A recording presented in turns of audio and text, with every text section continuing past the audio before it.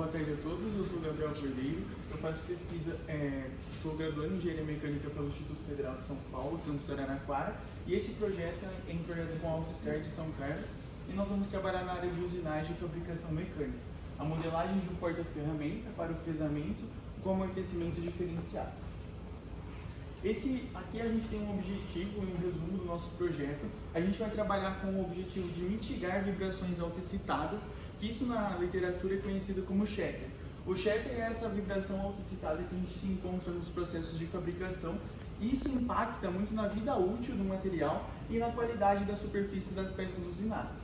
Além disso, o que a gente vai propor nesse trabalho é um controle passivo das nossas vibrações, como a gente pode ver ali, através da simulação numérica e da análise analítica. O dispositivo do controle passivo do shatter, a gente consegue trabalhar com ele sendo uma zona estável do nosso processo de fabricação. Isso vai ter para a gente um ganho muito grande no regime industrial, na parte de dinâmica da peça e na produtividade que a gente vai ter nas operações. Aqui, quando a gente entra na nossa introdução, a gente pode ver que o corte interrompido do fresamento, ele gera vibrações indesejadas. Isso, quando a gente está trabalhando com a máquina, a ferramenta e a peça, que é o sistema, que é o conjunto, a gente vai poder ver as vibrações e a frequência que a máquina vai excitar. E aí a gente entra com o titânio, que ele tem a baixa rigidez e a condutividade térmica. Isso para a gente vai gerar uma estabilidade dinâmica do nosso sistema. E aí a gente vai intensificar a nossa formação de cavaco e vai ter 3 impactos significativos: a estabilidade do processo, a vida útil da ferramenta e a qualidade superficial da peça. Posteriormente a isso, a gente pode ver nessa imagem os componentes da força de corte que a gente vai ter. Então o nosso objetivo aqui é o sistema de amortecimento por impacto na vibração passiva. Então a gente tem o foco na superfície convexa. Depois a gente vai ter a inserção de rolamento, que a gente consegue ver naquela imagem à esquerda ali. E depois disso, quando a gente faz essa troca, né, com a esfera de rolamento, a gente encontra uma melhora na rugosidade. Então os parâmetros de RA e RZ, a gente consegue ter uma redução desses níveis de vibração. Depois disso, a gente começa a trabalhar com a manufatura aditiva. Quando nós estamos trabalhando com SMA, o objetivo nosso, que é a liga de memória de forma, é a gente trabalhar com os efeitos de minimizar os efeitos do shatter, a frequência autoexcitada. A gente vai trabalhar com as treliças, que é um grande case da literatura que a gente consegue trabalhar com a fusão seletiva laser, o SLM, e depois disso a gente consegue ter um amortecimento estrutural sobre uma rigidez constante com isso, trabalhando tanto o shatter, fabricação mecânica, quanto a manufatura aditiva. Depois disso, a gente pode ver nessa imagem a imagem treliçada que eu tinha comentado para vocês com SLM, e a gente vai ver que trabalhando com os sensores axial e o acelerômetro, a gente tem uns parâmetros mais assertivos. Então os nossos modelos tradicionais, eles têm limitações de precisão e que a gente consegue reduzir a eficácia dessas previsões, que é um grande desafio da indústria, né? Ter modelos matemáticos que sejam fidedignos à realidade do parque fabril. E depois disso a gente vai ter técnicas avançadas, da variação da velocidade de rotação, uma promissora ideia de mitigar o efeito do shatter, que é o objetivo do trabalho, mas ainda requer alguns avanços computacionais que a gente precisa trabalhar. Nesse sentido, a gente pode ver agora a inovação que é esse trabalho, que é o problema existente, que sempre foi a produtividade do fresamento do shatter quando a gente encontra nessa questão.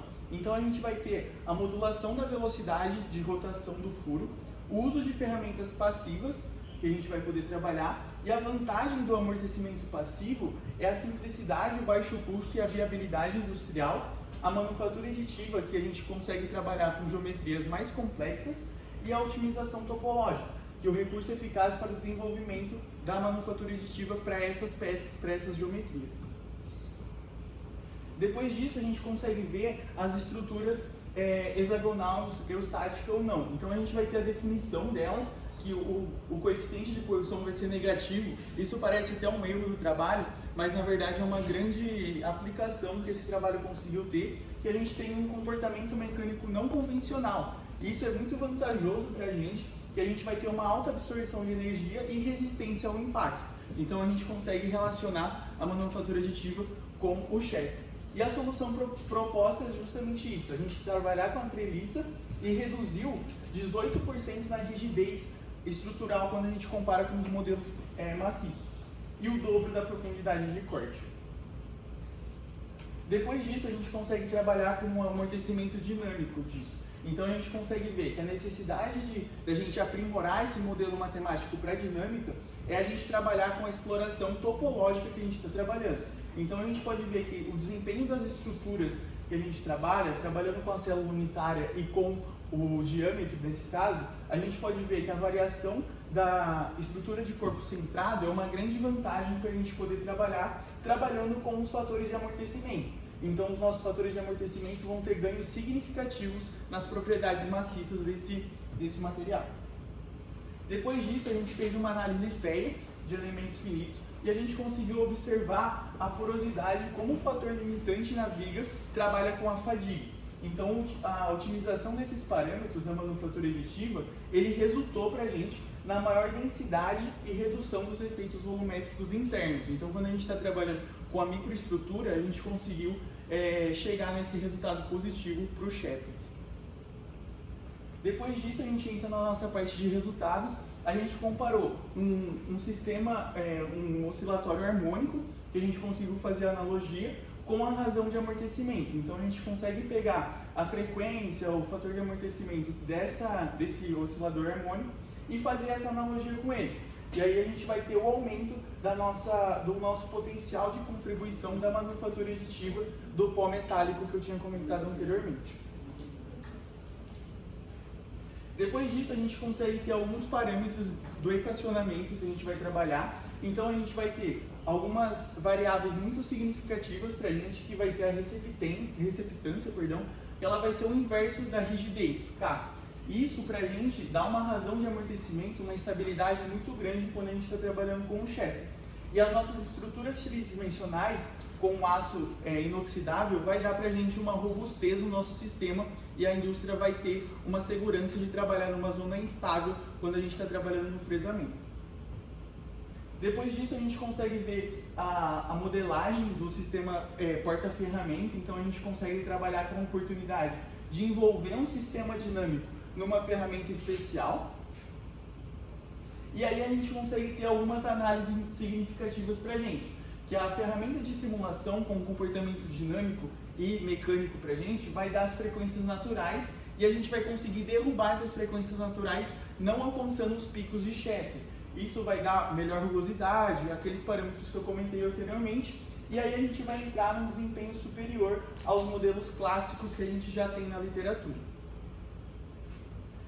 Depois disso, a gente consegue ver que a compreensão direta desses sistemas geram para a gente geometrias que normalmente a indústria não consegue ter acesso sem a manufatura aditiva, e também a otimização de componentes estruturais. Então a gente vai ter uma agilidade e uma integração muito mais rápida e muito mais eficaz. E depois disso a gente consegue ver também alguns parâmetros que o shatter foi desenvolvido e foi proposto para a gente trabalhar. Então a gente pode ver que o pó metálico não fundido vai dar para a gente um sistema amortecido e a gente vai chegar nessa região estável do sistema. Aqui na nossa conclusão, finalizando o nosso trabalho, a gente consegue ver algumas vantagens da manufatura aditiva junto com o sistema dinâmico e vibração, que a primeira delas vai ser a liberdade geométrica, que eu comentei anteriormente, na fabricação de geometrias complexas, a previsibilidade e a eficácia do sistema matemático. Então a indústria tem essa necessidade de construir um modelo que vai simular o que vai acontecer no Parque Fabril, o desenvolvimento de componentes personalizados, então com a flexibilidade da impressão 3D e a predição da análise teórica, e também a direção promissora, que vai ser essa análise teórica junto com avanços significativos de projetos de engenharia. Aqui são as nossas referências. E queria agradecer a atenção de cada um de vocês, agradecer ao UFSCar, ao Instituto Federal, ao professor Armando, e fico à disposição para as perguntas.